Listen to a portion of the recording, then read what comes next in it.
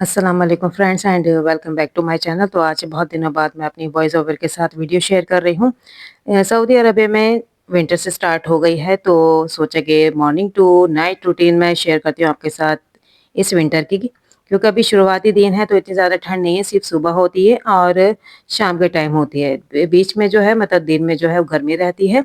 इस टाइम 5:30 बज रहे हैं सुबह के। बच्चों की स्कूल की बस आ गई है। आप देखिए अंधेरा हो रहा है, अदरवाइज़ कुछ दिनों पहले मैंने आपको दिखाया था तो अच्छा खासा दिन निकला हुआ था। लेकिन अब हल्का-हल्का अंधेरा रहता है और आने वाले दिनों में तो खूब अंधेरा हुआ करेगा। ऐसा लगेगा कि रात में ही बच्चे स्कूल जा रहे हैं। क्योंकि यहाँ पे अर्ली मॉर्निंग बच्चे स्कूल जाते हैं, 5:30 तक निकल जाते हैं घर से। 7 ओ क्लॉक का इनका स्कूल है तो 1 घंटा लगता है स्कूल पहुँचने में। तो यहाँ पर मैं बच्चों को सी ऑफ करके आ गई घर पर। यासिर उठ गया था तो फिर उसे मैंने कुछ खाने को दिया, फिर मैं लग गई अपने कामों पे।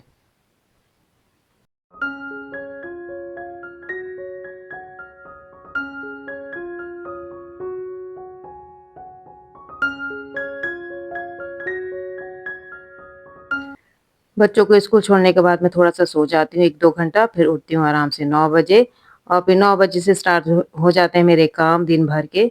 तो यासिर मेरे साथ होता है, रिदा का अपने रूम में बैठ के पढ़ती रहती है।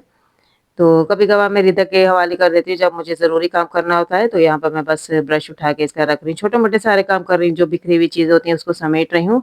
क्योंकि सबसे इम्पोर्टेंट काम यही होता है कि झटपट झाड़ू-पोछा तो मैं बाद में करती हूँ, पहले जो ऊपर के काम होते हैं, जो फैला हुआ होता है उसे क्लीन करती हूँ। और रात को मैंने कपड़े डाल दिए थे मशीन में धोने के लिए, अब उसे मैं डाल रही हूँ सुखाने के लिए। पहले तो मैं बाहर रखती थी ये सुखाने वाला रैक, लेकिन अब मैं अंदर रखती हूँ क्योंकि बाहर अब बिल्लियाँ आने लगी हैं, तो वो इसको चढ़ के गिरा देती हैं, कपड़े भी गंदे हो जाते हैं, तो अब मैं अंदर रखती हूँ। अंदर भी 1-2 दिन लगते हैं सूखने में, आराम से सूख जाते हैं, कोई मसला नहीं है, तो मैं अंदर ही रखती हूँ इसे, यहाँ पर इसी स्पेस में मैं रख देती हूँ। तो यहाँ पे मैं डाल रही हूँ कपड़े, अब जो बाकी धोने के कपड़े हैं वो बाद में डाल दूँगी और आ गई हूँ मैं किचन में। ये देखिए किचन का हाल, रात को बर्तन नहीं धोए थे क्योंकि थोड़ी-सी थकान हो रही थी, सोचा कि सुबह धोऊँगी, तो ये अब मुझे सब धोने हैं। और ये देखिए यासिर का काम, इसका यही काम है, जब भी कुछ पानी-वानी भरना होता है, ये आके खड़ा हो जाता है, कहता है कि मुझे खोलना है और देखिए किस तरह ये कमर पे हाथ रख के खड़ा हुआ है। तो ये छोटे-मोटे काम मैं इससे करवाती रहती हूँ, जो इसके करने गए थोड़े से मज़ा भी आता है और मेरा काम भी हो जाता है।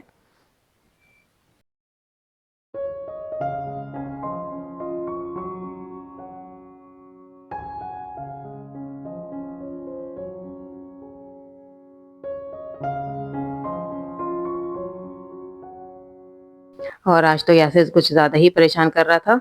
बार-बार मेरे पास आ रहा था क्योंकि कामों में थोड़ी-सी डिस्टर्बेंस हो ना तो काम नहीं होता। झटपट मैं काम करती हूँ क्योंकि क्या सुबह का 1-2 घंटे ही होते हैं, मैं सारे काम निपटा लेती हूँ। लेकिन यासिर जब मेरी टाँगें पकड़ लेता है तो काम करना थोड़ा-सा मुश्किल हो जाता है।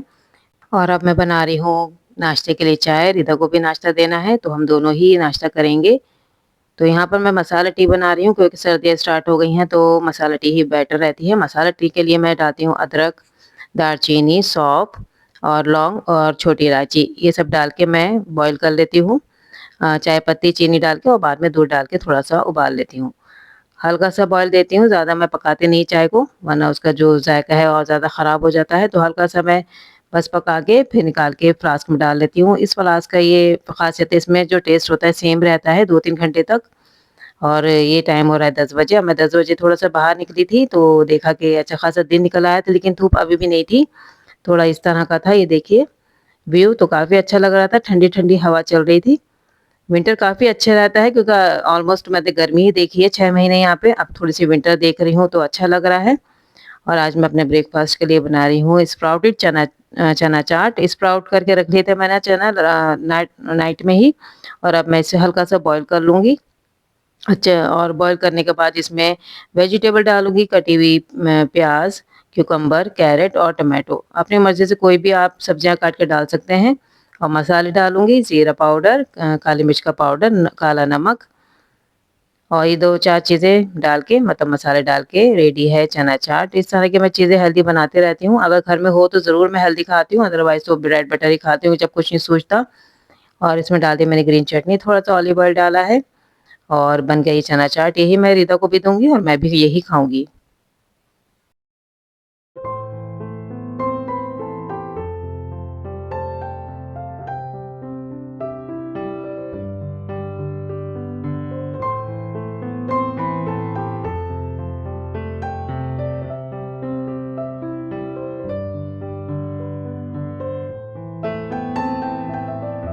ऑनलाइन ऑर्डर किए थे मैंने फ्रोज़न पराठा क्योंकि मैं सोच रही थी दोपहर में मैं को कोफ्ता बनाऊँगी, कोफ्ता करी और अंडे आलू का सब्ज़ी बनाऊँगी, अंडे आलू की सब्ज़ी बनाऊँगी, साथ में फ्रोज़न पराठा दे दूँगी क्योंकि काफ़ी थक गई थी मैं काम करते-करते, तो दिल नहीं कर रहा था रोटी बनाने का और आटा भी नहीं गूँधा था।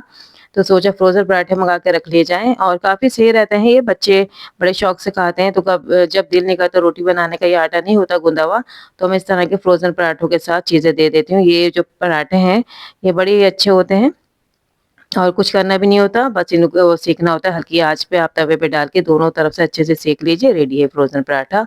अलग से ऑयल या घी लगाने की भी ज़रूरत नहीं होती। तो यहाँ पर मैंने दोपहर में लंच के लिए बनाए थे कोफ्ते, लेकिन जब रेडी हो गया तो मैंने चखा तो नमक काफ़ी तेज़ हो गया था। फिर मुझे एक टोटका समझ में आया कि आटा हल्का-सा गूँध के फिर मुझे मजबूरन आटा गूँधना पड़ा इसका नमक को हल्का करने के लिए। थोड़ा-सा आटा गूँध के मैंने इसमें डाल दिया था, 5 मिनट के लिए ढक दिया था लो फ्लेम पर और उसके बाद जब मैंने उसको निकाला आटे को और चेक किया नमक तो बिल्कुल मुनासिब था, हल्का हो गया था।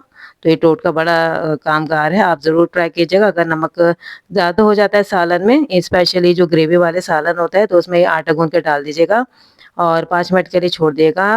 सब नमक ये खींच लेता है आटा और अगर आटा ना हो तो आप आलू भी डाल सकते हैं, आलू भी नमक खींच लेता है।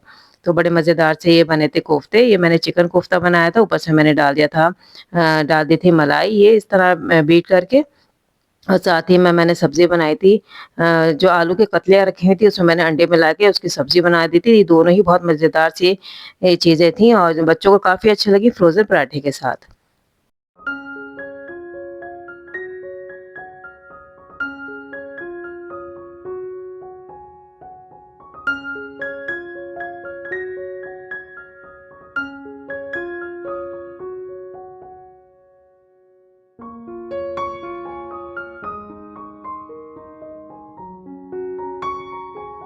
और अब मैं शाम का रूटीन बताती हूँ। शाम में बच्चों को भूख लग रही थी तो उनके लिए मैंने झटपट से पॉपकॉर्न बनाए। काफ़ी ईज़ी बन जाते हैं घर में ही, वैसे तो मैं बाज़ार से बच्चे खाते थे, लेकिन अब मैं घर में ही वैसे ही बना लेती हूँ। क ज़्यादा झंझटबाज़ी नहीं होती, बहुत आप बस आपको ऑयल डालना है, नमक डालना है और हल्की सी हल्दी डालनी है क्योंकि आपने देखे होंगे बाज़ार में हल्के-हल्के पीले-पीले मिलते हैं, तो पहले में ये समझ में नहीं आता था ये पीला रंग कैसे हो जाता है, हम तो बनाते हैं तो व्हाइट होते हैं, लेकिन जब मैंने बनाते हुए देखा एक बंदे को, तो मुझे समझ में आया था ये कि ये पॉपकॉर्न में हल्दी मिक्स करते हैं पहले, ताकि ये इसका कलर जो है हल्का-सा पीला आए। तो मैंने भी वैसे किया तो वैसे ही यकीन मानिए वैसा ही टेस्ट आया जैसे बाज़ार में मिलता है, हल्का-सा मैंने बटर डाल दिया था, बटर से और अच्छा टेस्ट आ गया था। तो ये आप जो डब्बा देख रहे हैं केएफसी का इसमें आया था चिकन, तो ये मैंने रख लिया था इसी पर्पज़ के लिए कि बच्चों को इसमें पॉपकॉर्न डाल के दे दूँगी। और अब मैं बना रही हूँ बच्चों के लिए मिल्क शेक, ये बची हुई आइसक्रीम थी, बच्चे खा ही नहीं रहे थे, तो सोचा इसका यूज़ किया जाए, तो मैंने बस वो ब्लेंडर जार में डाला आइसक्रीम को और दूध डाल दिया, चीनी डाली और फूड कलर डाल दिया पिंक, ताकि बच्चों को देखने में अच्छा लगे और बना दिया एक झटपट सा ड्रिंक, क्योंकि बच्चों का दिल कर रहा था शाम में कुछ इस तरह का ड्रिंक लेने का, तो सोचा ये आइसक्रीम भी यूज़ हो जाएगी और बच्चे भी पी लेंगे।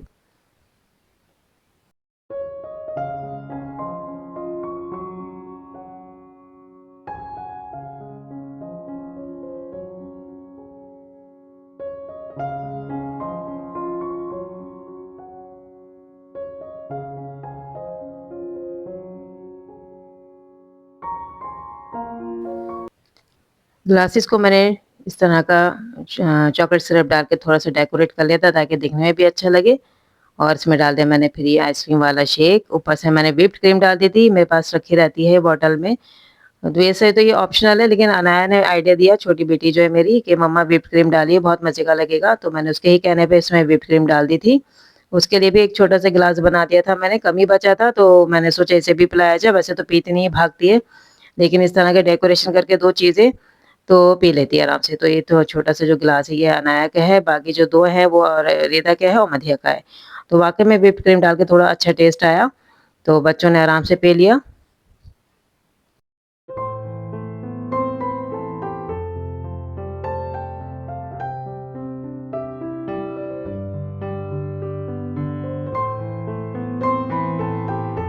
और मैंने अपनी शाम की चाय के साथ लिए ये भुने हुए चने क्योंकि अभी मैं थोड़ा-सा डाइट पर हूँ, ज़्यादा मैं हेवी चीज़ें नहीं लेती।